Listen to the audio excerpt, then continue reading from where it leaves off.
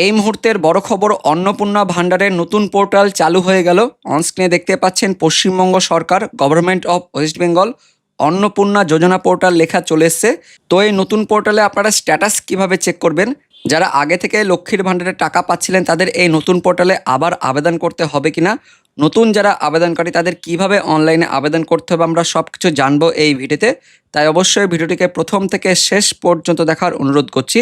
তো প্রথমে অন্নপূর্ণা ভান্ডার নিয়ে নারী ও শিশু কল্যাণ দপ্তরের মন্ত্রী অগ্নিমিত্রা পাল নতুন আবেদনকারী ও পুরাতন আবেদনকারীদের জন্য কি বলেছেন আমরা জেনে নেব।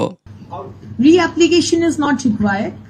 যারা যারা লক্ষ্মীর ভান্ডার পেতেন তাদেরই নাম আবার করে অন্নপূর্ণার ভান্ডার জাস্ট নামগুলো ট্রান্সফার হয়ে যাবে এই স্কিমে। না, ডাইরেক্ট ব্যাংক ট্রান্সফার হবে।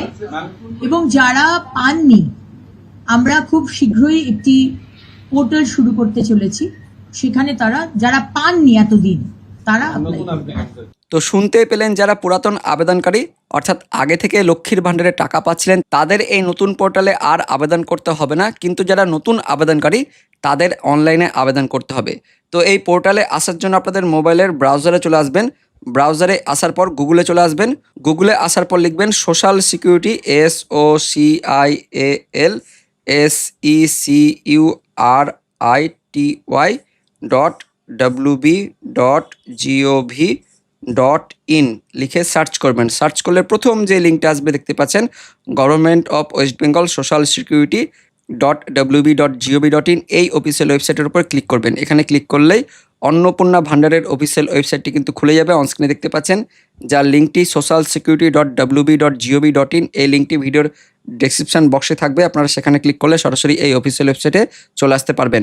এবার নিচের দিকে দেখুন লেখা রয়েছে এন্টার রেজিস্টার্ড মোবাইল নম্বর এবং তারপরে ক্যাপচা কোড এখানে লেখার জায়গা রয়েছে, তারপর পাসওয়ার্ড দিয়ে লগ ইন। তো এই সমস্ত ডিটেলস অফিস থেকে কিন্তু এগুলো দেখা হবে, অফিস থেকে এগুলো এন্ট্রি করা হবে।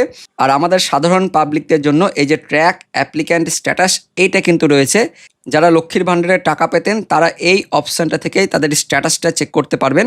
এখানে ক্লিক করার পর নতুন করে একটা পেজ খুলবে, যেখানে সেই পুরাতন আবেদনকারীর মোবাইল নম্বর অথবা আধার নম্বর অথবা ব্যাঙ্ক অ্যাকাউন্টের ডিটেলস দেওয়ার পর আপনাদের ক্যাপচা কোডটা দেওয়ার পর সাবমিট করলে আপনারা কিন্তু স্ট্যাটাস চেক করতে পারবেন। বর্তমানে এই অপশানটা কিন্তু এখনও পর্যন্ত চালু হয়নি, এটা নিয়ে কিন্তু কাজ চলছে। পরবর্তীকালে অবশ্যই এটা কিন্তু চালু হয়ে যাবে। তো স্ট্যাটাস চেক করার জন্য আপনাদের মোবাইল নম্বর অথবা আধার নম্বর অথবা ব্যাঙ্ক অ্যাকাউন্ট নম্বর কিন্তু লাগবে। আর যারা নতুন আবেদনকারী, অনলাইনে আবেদন করতে হবে এবং অনলাইনে আবেদন করার লিঙ্ক এখনও পর্যন্ত চালু হয়নি। পরবর্তীকালে অবশ্যই অনলাইনে আবেদন করার জন্য লিঙ্ক এখানে দিয়ে দেওয়া হবে। যখনই এই সম্বন্ধে নতুন লিঙ্ক আসবে বা স্ট্যাটাস চেক করার অপশানগুলো চালু হয়ে যাবে তখনই কিন্তু আমরা আপনাদের ভিডিও করে জানিয়ে দেবো। পাশাপাশি আরও আপডেট আছে, এসআইআর যে সমস্ত মহিলাদের নাম ডিলিট হয়ে গেছে কিন্তু তা সত্ত্বেও তারা ট্রাইব্যুনালে অ্যাপিল করেছেন বা সিএর জন্য আবেদন করেছেন, তারাও এই অন্নপূর্ণা ভান্ডারের টাকা পাবেন যতদিন পর্যন্ত তাদের সিদ্ধান্ত না হচ্ছে। তো এই সিএ এবং ট্রাইব্যুনালে যারা আবেদনকারী, এই সমস্ত মহিলাদের নিয়ে নারী ও শিশু কল্যাণ দপ্তরের মন্ত্রী কি জানিয়েছেন সেটা আমরা শুনে নেব।